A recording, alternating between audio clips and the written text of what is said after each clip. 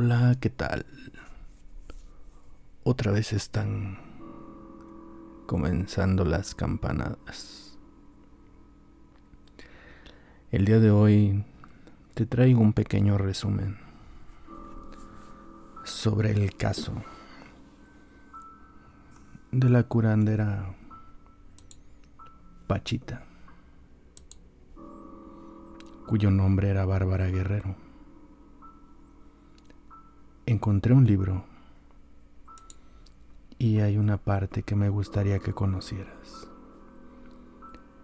El libro es extenso, tiene 157 páginas, pero te voy a dejar la primer parte acerca de esta lectura sobre el caso de Pachita. El libro es de Jacobo Greenberg y te lo dejo aquí. Comenzamos. Daré lectura literalmente al libro. Uno de los apartados dice: el trabajo de Pachita. Dice de la siguiente manera: tal como el lector podrá constatar a través de la lectura de este libro, el nivel de la conciencia de Pachita era extraordinariamente diferenciado. Durante las operaciones que realizaba, ella era capaz de materializar y ciernatelizar objetos, órganos y tejidos. El manejo de las estructuras orgánicas le permiten realizar trasplantes de órganos a voluntad, curaciones de todo tipo y diagnósticos a distancia con un poder y exactitud colosal. Estar junto a Pachita era una experiencia única, en la cual se experimentaba el poder. Este poder de su mente de conocer los contenidos del pensamiento, las intenciones y las experiencias más íntimas de sus colaboradores y pacientes, como si fueran un libro abierto. Además, Pachita lograba penetrar el tiempo, prediciendo eventos futuros, como si su campo neuronal, en interacción con la látice del espacio-tiempo, decodificara y modificara la estructura temporal de la realidad.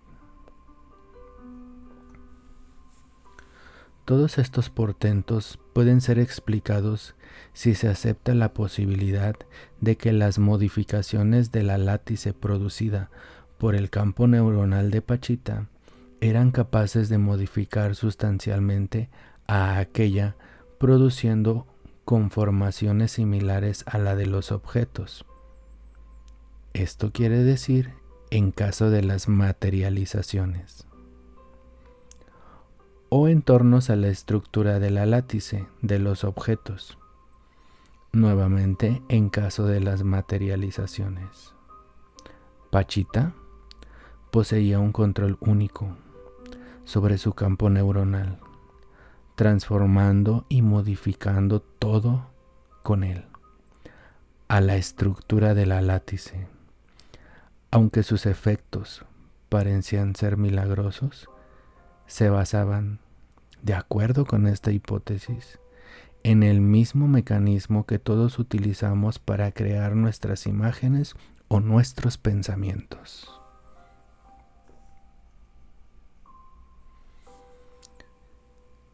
Los orbitales de la conciencia. La existencia, antes mencionada, de niveles discretos congruentes en la interacción del campo neuronal y la látice, explica al hermano Cuauhtémoc. Pachita decía que el espíritu del último emperador azteca trabajaba a través de su cuerpo, realizando su trabajo. Ella se introducía en un trance transformando su personalidad y efectuando las operaciones a las que he hecho mención y que se describen con lujo de detalle en este libro. De acuerdo con la hipótesis que he presentado, el campo neuronal de Pachita era capaz de interactuar en forma congruente con una banda de la látice que ella denominaba Cuauhtémoc. A estas bandas la teoría sintérgica la denomina los orbitales de la conciencia. Hagamos una pausa. ¿Qué es la teoría sintérgica? Esta teoría sostiene que la experiencia es la interacción del campo neuronal con la látice.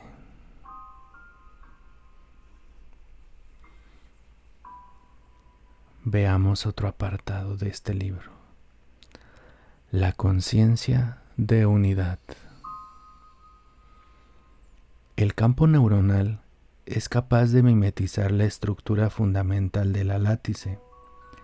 Esto se logra incrementando la coherencia inter- y transhemisférica. Cuando la coherencia cerebral es así incrementada, el campo neuronal deja de modificar la estructura fundamental de la látice y la conciencia se vuelve de unidad.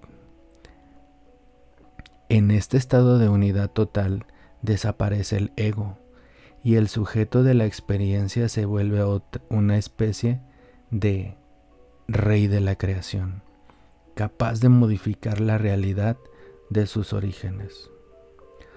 No puedo explicar la existencia de Pachita y sus efectos, a menos que se acepte que ella había logrado llegar a la conciencia de la unidad. Esto me explica su capacidad de reconocer cualquiera de las mentes que se le aproximaba y su habilidad para hacer aparecer su conciencia en diferentes localizaciones del universo. Pachita decía que era capaz de salir de su cuerpo y hacer aparecer su experiencia en localizaciones extracorpóreas. Esta capacidad implicaba, entre otras, las de poder focalizar su atención total en las diferentes porciones de la látice.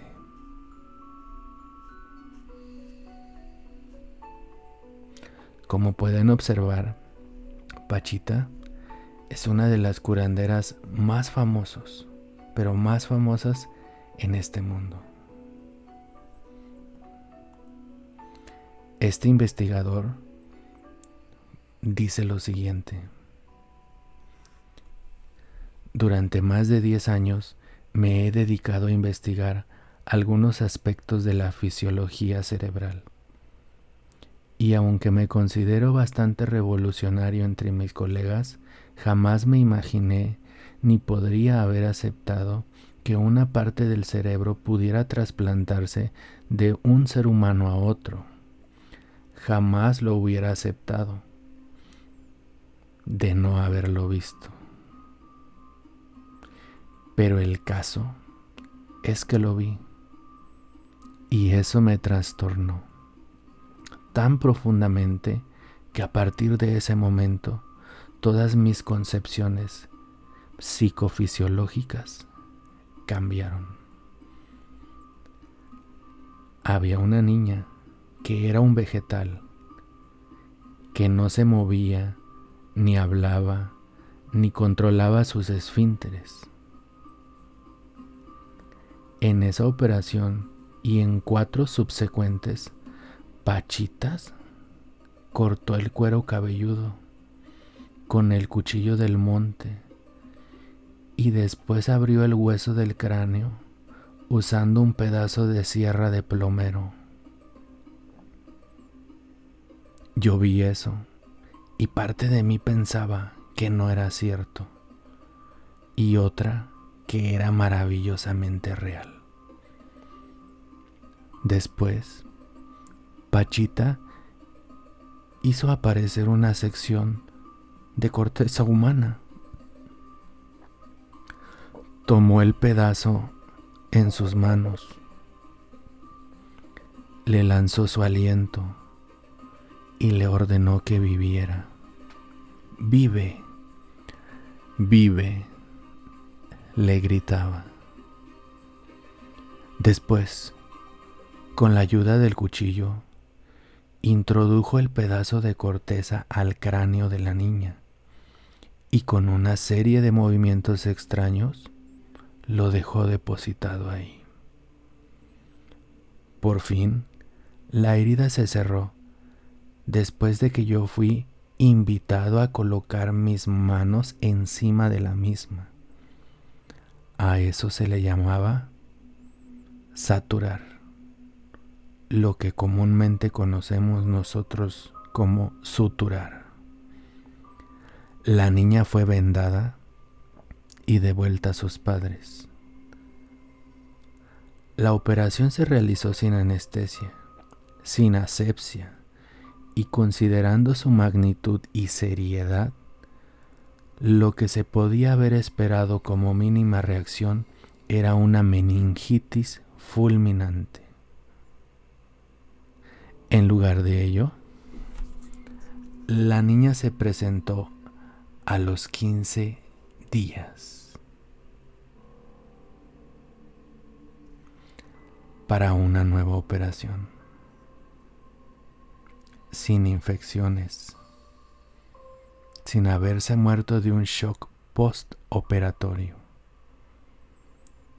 y con algún síntoma de mejoría.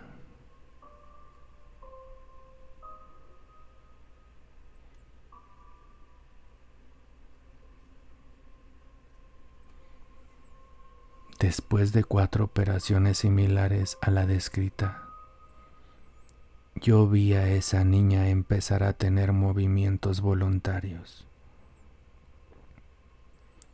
balbucear vocablos, quejarse de dolor, tener molestias, algo que antes no sentía, e inclusive sonreír gracias a su dolor. Sí, sonreír.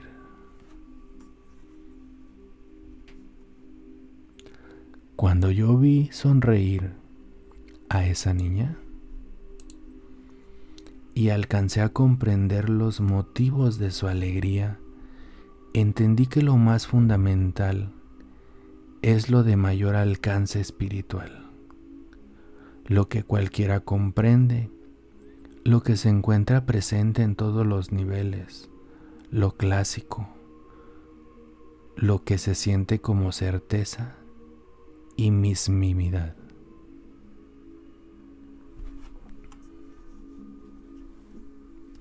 Era el cumpleaños de Cuauhtémoc y el recinto de las operaciones fue vestido de flores y saturado de incienso. Pachita se presentó en el centro del cuarto, respiró profundamente y unos minutos más tarde, el saludo de Cuauhtémoc nos introdujo a un mundo mágico. En un mensaje magnífico, el hermano nos comunicó sus deseos y su amor. En cierto momento empezó a hablar de Dios y de sus designios. La niña en su silla de ruedas estaba en el recinto, acompañada de sus padres, y en el instante en el que el hermano llega a la máxima profundidad espiritual, la niña sonrió. Cada vez que Cuauhtémoc alcanzaba un nivel que yo solo podría catalogar como de total trascendencia, la niña volvía a sonreír. Fuera de esos niveles, yo no notaba reacción alguna en ella. Aquello me enseñó lo que ya mencioné. y me llenó de fe. Una de las facetas más misteriosas de la obra era lo que acontecía con la conciencia de Pachita durante las operaciones. Recuerdo que cuando leí el libro, la más asombrada era ella, como si no recordara lo que acontecía en las operaciones, o como si no hubiese estado en ellas. Esto último parecía lo más probable. Pachita, la conciencia de Pachita, estaba ausente durante las operaciones. Pero, ¿cómo explicar esto? En realidad no lo sé. Armando y la misma Pachita decían que el espíritu de Pachita se iba de su cuerpo y que el espíritu de su hermano lo ocupaba mientras tanto. Creo que esta última era una explicación demasiado simple para lo que verdaderamente acontecía. Quizás Pachita funcionaba en un nivel en el que su conciencia se conectaba con la estructura más fundamental de lo que la física llama látice, y de ahí se extraía todo su poder. Una muestra de ese poder yo la tuve en Parral. Cuando llegamos a esta ciudad, una sequía la tenía sedienta durante meses. Los campos estaban secos y la gente se quejaba del calor y de la falta de agua. Pachita hizo lo mismo, usando el peor calor, maldijo la sequía y pidió lluvia. A media hora empezó a caer una llovizna ligera y en la noche comenzó una tormenta que no disminuiría su volumen de precipitación durante varios días. Los ríos del Parral se empezaron a desbordar y en calles la gente volteaba a ver el cielo y con ademanes de sorpresa agradecían la lluvia. En el estado de Morelos, yo había visto a don Lucio controlar una tormenta y me había maravillado su poder. Lo que hacía Pachita me maravillaba aún más. ¿De dónde venía su fuerza? De pequeña, Pachita había sido abandonada por sus padres y adoptada por un negro africano llamado Charles. Durante 14 años, Charles cuidó de Pachita y le enseñó a ver las estrellas y a curar. Después, Bárbara Guerrero, o sea Pachita, luchó al lado de Villa. Fue cabaretera, vendedora de billetes de lotería, cantaba en camiones de paso. Creo que haber vivido tantas experiencias la conectaron con lo que trascendía de todas ellas. De alguna manera Pachita había logrado dejar atrás muchas ilusiones y eso la colocaba en un punto de contacto íntimo con la verdadera realidad. La verdadera realidad era lo que hacía. Me parece que lo que he dicho no logra explicar por qué Pachita no era consciente durante las operaciones, a menos de aceptar lo que nosotros conocíamos de Pachita. La personalidad que nos mostraba cotidianamente era una especie de matriz de relaciones aparentes que desaparecía cuando la verdadera Pachita aparecía. Creo que Armando no estaría muy de acuerdo con lo anterior. Él era el ayudante más veterano de Pachita y él mismo también se dedicaba a curar. Sin embargo, él sí conservaba su conciencia habitual. Alguna vez me dijo que había hecho un trato con el hermano y que este trato consistía en que, a cambio de mantener su conciencia, no recibiría tanta protección como Pachita. Por eso me confesó lo siguiente: he tenido tantos daños y Pachita me ha tenido que operar tantas veces. Por supuesto que los daños y su significado merecen algún intento de explicación. Pachita y todo el chamanismo mexicano distinguen entre enfermedad buena y enfermedad mala. La enfermedad buena la consideran natural y curable con medicinas convencionales, y la enfermedad mala, en cambio, son los daños. Alguien tiene una envidia, me explicaba alguna vez don Lucio, y la persona envidiada recibe una carga energética que lo enferma. Los daños son las introyecciones de los malos pensamientos de los otros, son las malas intenciones detectadas a niveles corporales. Me parece que toda la concepción de los daños merece un estudio profundo, sobre todo para entender cómo una alteración en las características del campo neuronal puede materializarse en un cuerpo. A las materializaciones, a partir de la aparente nada, Pachita las denominaba aportes. De pronto, Pachita hacía una serie de movimientos extraños con las manos, y sin que previamente hubiera un objeto, algo aparecía en la palma de su mano. Estas materializaciones eran cotidianas y parte normal de las sesiones. La física actual también ha observado algo similar en la súbita aparición de partículas elementales a partir de la látice.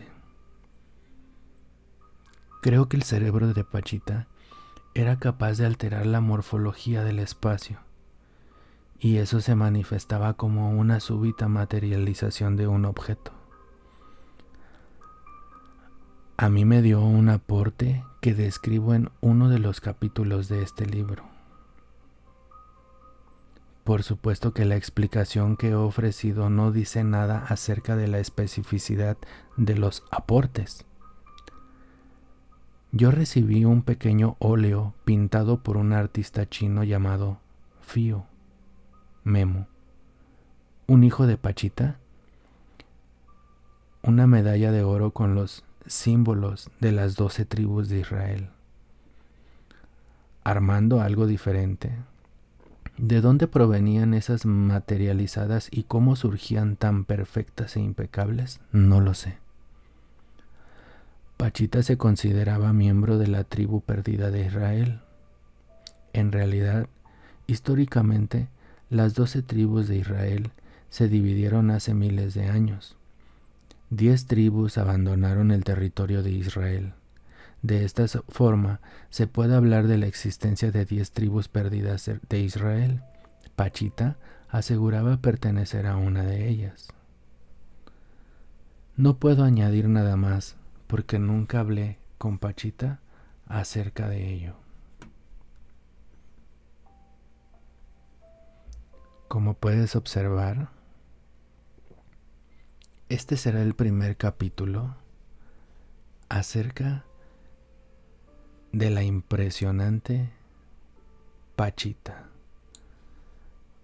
una gran curandera mexicana que hasta la fecha se duda de sus capacidades, y solamente las personas que fueron operadas saben si esto es real o no. ¿Y tú qué piensas? ¿Tú qué crees? ¿Realmente existió Pachita? Y si existió, ¿realmente tenía esas capacidades? Deja en los comentarios lo que tú crees. Si te ha gustado, déjanos también en los comentarios para poner la parte 2. Espero que te haya gustado esta parte del libro. Recuerda, escuchar todos estos audios siempre solo. Eso le va a meter un poco de ambiente y sé que te va a gustar. Recuerda que esto es Sociedad Paranormal y aquí estamos tocando temas paranormales, ufológicos, herbolarios, etc. Sin más, se despide tu amigo Francisco Torres. Que pases una